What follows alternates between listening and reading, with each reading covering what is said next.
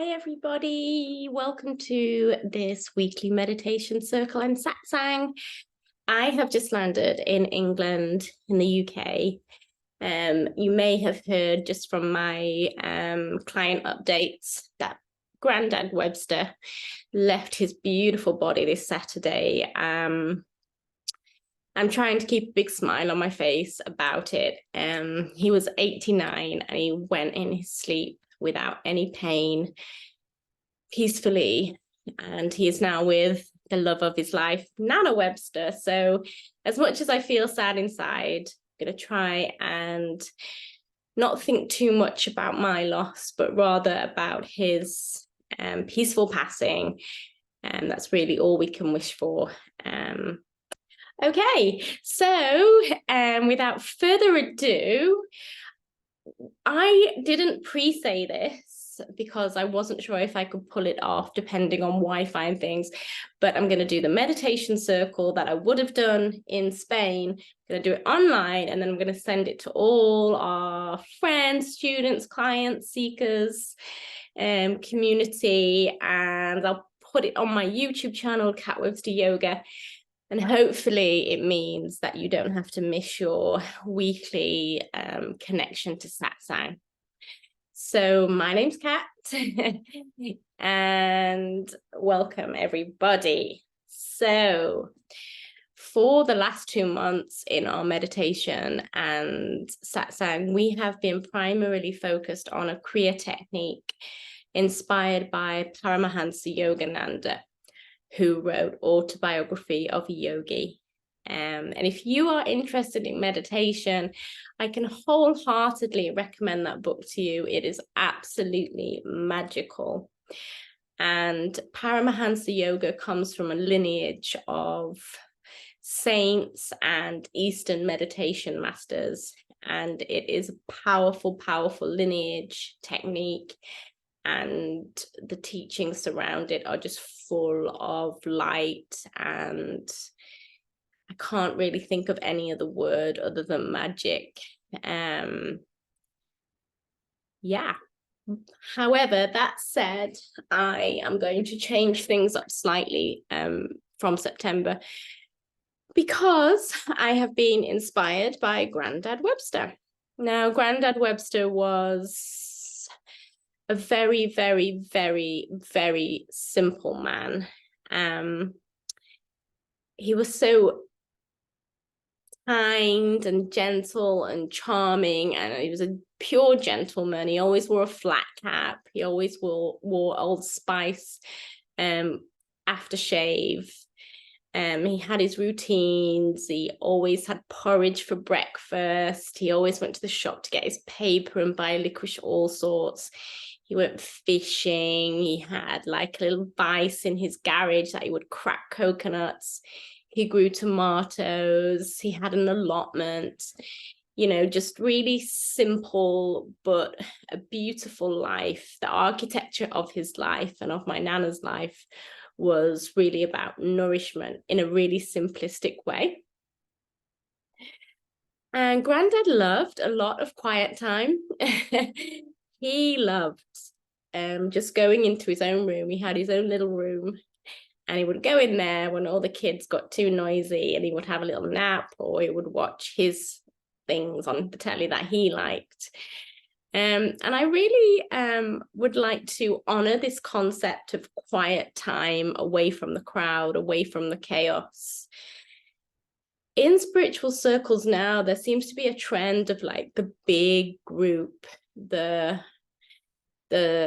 almost the bigger the better, or the more vibrant and exciting and busy and the better. But it wasn't always like that. Of course, traditionally, satsangs and spiritual communities would be hopefully full, because people wanted to grow together.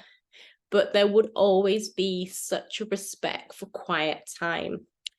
And it is really taught heavily in the Buddhist tradition to really respect quiet time. Now, this suits me. I am naturally quite quiet, and I can be quite introverted. Unless, maybe once every month I might have, a little extroverted moment. But I really appreciate quiet time. I really appreciate time to gather my thoughts and to clean the chaos. And I probably am much more comfortable in a smaller group than a bigger group. So I thought I'd honor Grandad, and I'd maybe go back to the first time when I went onto a Buddhist meditation retreat. So it was in a place called Sacarest, which is a spiritual community just, I think, southwest of Alicante in Spain. And there was maybe about 5 or 6 of us. It was so beautiful, but it was so simple. So you had to take your own bedding, you had to collect your own rainwater to flush the toilet. The menu was like porridge for breakfast, which the recipe to the porridge is in my new yogi cookbook. The diet was so simple.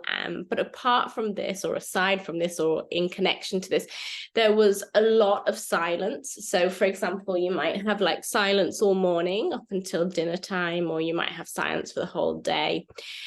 And then they would say that one of the activities was to go and have a mindful silent walk. So you would go walking around the mountains in silence on your own. And I can remember thinking, oh, this is different to what I thought a retreat would be. I thought it would just be like, lots of chatting, lots of doing, lots of moving.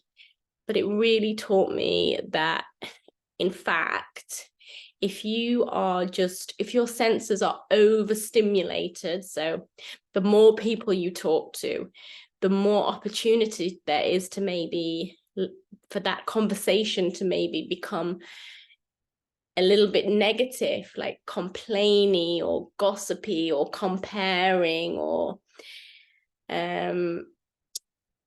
showing off or anything like that. Or if you're in a group, you're in a group all the time, you might also suffer from like comparing and envy and jealousy and uncertainty. Whereas when you're prepared to get quiet and to have some quiet time with yourself, then you can really clean the dust away from your mind. So this meditation is going to be a Buddhist mindfulness of breathing meditation. This was the first one that the Buddhist monks taught me on the retreat, or taught us. And it's all about the breath. And it is such a simple technique, but it's actually the technique that the Buddha said took him to enlightenment. I think we have this tendency to want to make things shinier and bigger and better, or in some way, but we can't lose the essence of the simplicity of the practice. And the simplicity of the practice is you, your cushion or your mat, and your breath and your body, and it's going inside. And the more time that you can give to yourself, and the more time that you can have this quiet time, you might not like the term quiet time. It might sound boring. So you could say sacred time or special time. But the more you can get into the habit of doing that, I can really assure you that that is the time that will help you to collect your thoughts. It will help you to digest all these conversations and all this noise and all these experiences that your senses have been overloaded with. And it will ultimately let you discover what is yours. So much of what you say or do or think, it's not actually your stuff. It comes from outside of you. So let's do quiet time meditation, Buddhist mindfulness of breathing, and let's commit to this for September. So in September, I will commit to the Buddhist way of thinking. Okay, so let's begin. As always, please find a comfortable seat. Now, we have discussed various ways of sitting throughout all our classes, but today I'm going to be a little bit more Buddhist, which I just imagine them to be a little bit more compassionate and open.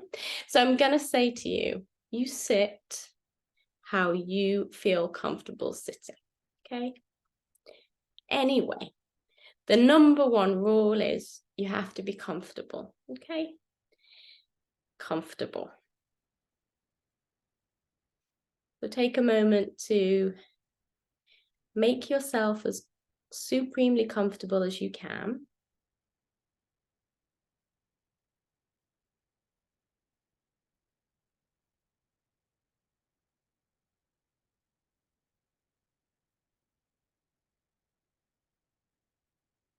And let's begin with one big exhale. So take an inhale into your nose.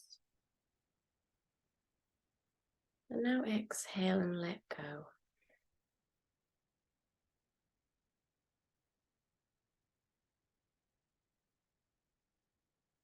Do that 2 more times. So we'll just use the nose today. Inhaling with the nose. And exhaling with the nose.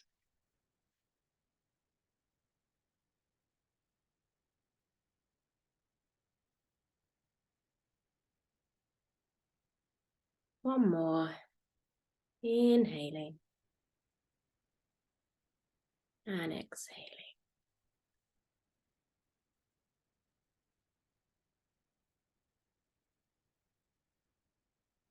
Okay. Let's take a moment to scan your posture. So however you have decided to sit, whether you're cross-legged, kneeling, sitting on a chair, sitting at the wall with your legs straight out. Let's try and align the body. So let's try and make the right side and the left side relatively symmetrical. Coming up onto the tops of the sitting bones.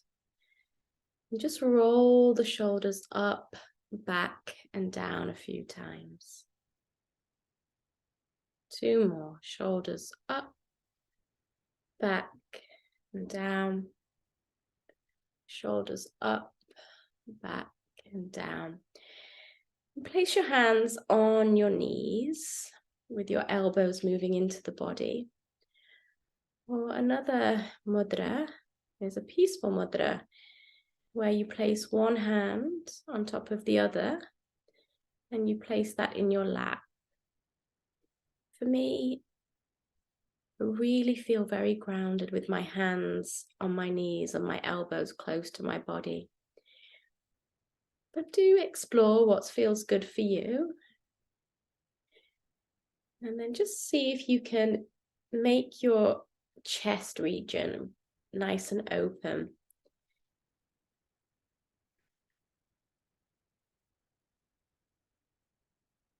And we don't want the head falling back, and equally we don't want the head plopping forward. We want to try and keep it in the middle. And the chin is just ever so slightly tucked, not at all profoundly, just very subtly tucked, and the back of the neck lengthened. So the very top of your head can reach up. And you might imagine your top of your head reaching up to nice blue sky.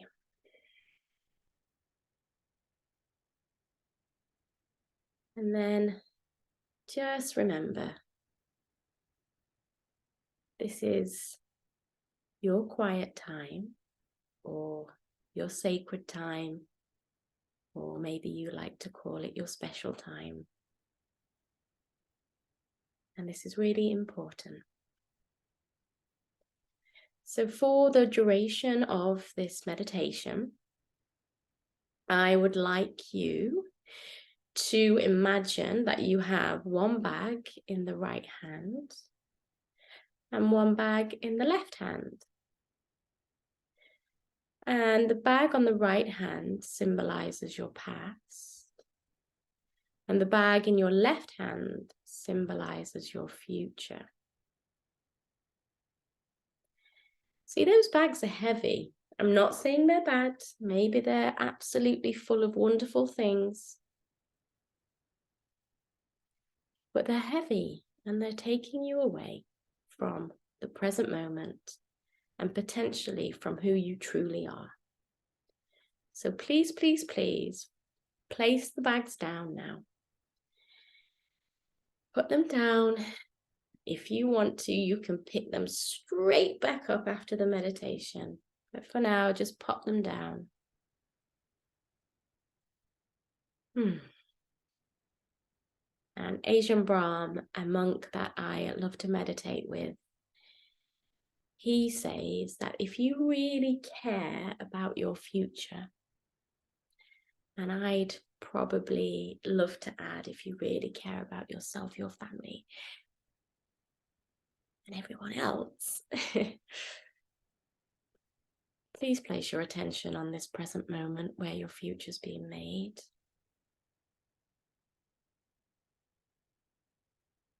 Let go of the past and the future. They're not even here yet. They don't really exist anyway, do they? The past is gone. The future's not yet here. So shall we just concentrate on what is here right now in this moment? And that is you and your heart and your breath. Exhaling forward. Inhaling. Exhaling 5. Inhaling. Exhaling 6. Inhaling.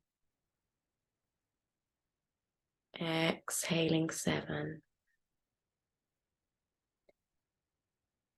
Inhaling.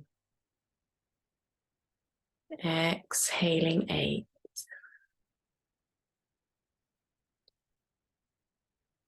Inhaling.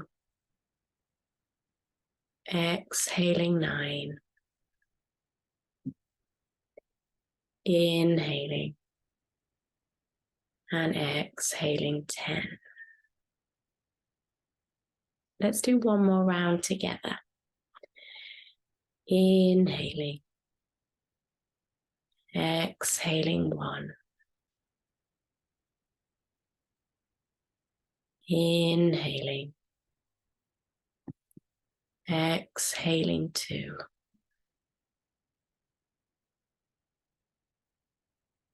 Inhaling.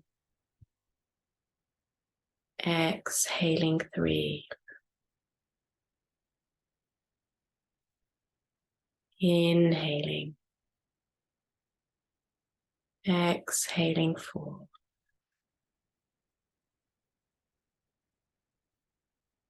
Inhaling. Exhaling 5. Inhaling. Exhaling 6. Inhaling. Exhaling 7. Inhaling. Exhaling 8.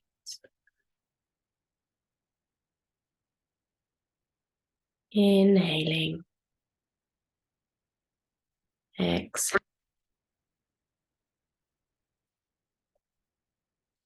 Inhaling.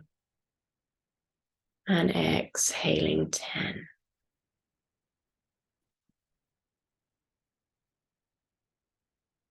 Now just do it on your own. Now just do it on your own. You're giving your mind something to focus on. It doesn't need to be thinking all the time. It's like a monkey, and we need to calm it down.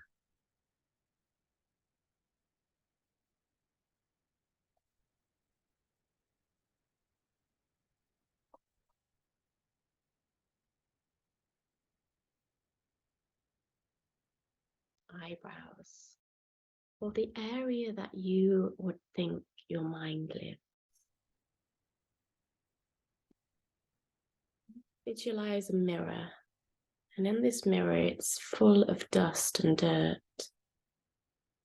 And these are all the external influences. Maybe you got stressed in a traffic jam. Maybe you had an argument with your spouse. Maybe you're nursing a new baby and you feel really tired. Maybe you're nursing older children and you feel super tired.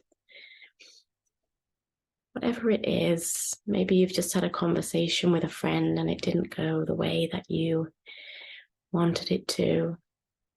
Or maybe everything's absolutely wonderful, but there's just a lot of noise. So I'd like you to imagine that with one of your hands, you don't have to move it. You're going to wipe the mirror of your mind clean. So you have a little cloth in one hand and you take it to the mind and you start rubbing it clean, wipe away everything until it's squeaky.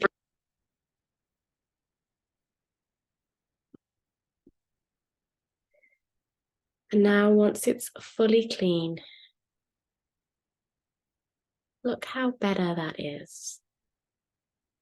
It's clear, it's somewhat more beautiful and sparkly. It reflects things clearly.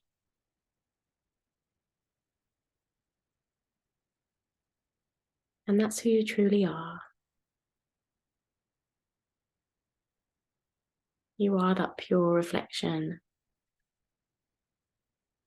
And you can always find it in your quiet time.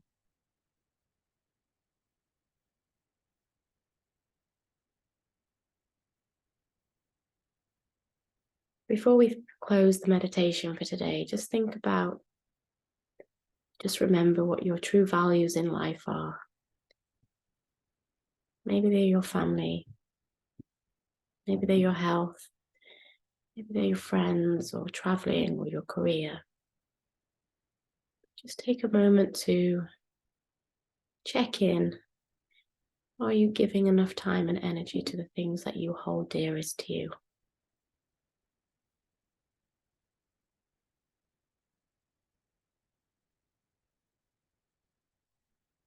Let everything realign, reorganize, redirect itself in the direction you wish to go.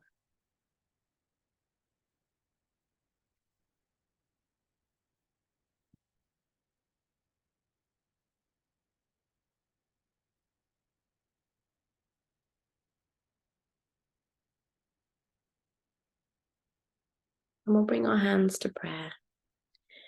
And we'll just chant Om Mani Padme Hum 3 times together. Om Mani Padme Hum. Om Mani Padme Hum. Om Mani Padme Hum. May all beings be safe, happy, peaceful, and may they all know love. Namaste. I know that.